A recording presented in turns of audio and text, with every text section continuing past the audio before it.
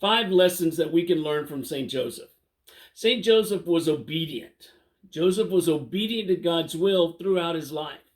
Joseph listened to the angel of the Lord explain the virgin birth in a dream, and then took Mary as his wife. Matthew 1:20-24.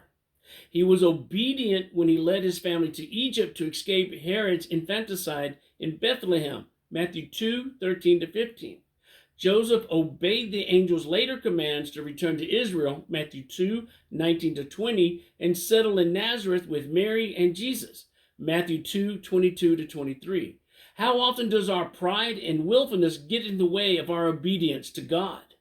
St. Joseph was selfless. In the limited knowledge we have about Joseph, we see a man who only thought of serving Mary and Jesus, never himself. What many may see as sacrifices on his part were actually acts of selfless love. His devotion to his family is a model for us fathers today who may be allowing disordered attachments to the things of this world distort our focus and hinder our vocations.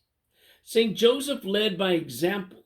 None of his words are written in Scripture, but we can clearly see by his actions that he was a just, loving, and faithful man.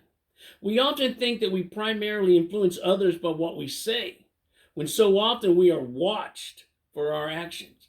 Every recorded decision and action made by this great saint is the standard for men to follow today. St. Joseph was a worker. He was a simple craftsman who served his neighbors through his handiwork. He taught his son Jesus the value of hard work. It is likely that the humility that Joseph exhibited in recorded scripture spilled over into the simple approach he took to his work and providing for the Holy Family. We can all learn a great lesson from St. Joseph, who is also the patron saint of workers, on the value of our daily work and how it should exist to glorify God, support our families, and contribute to society.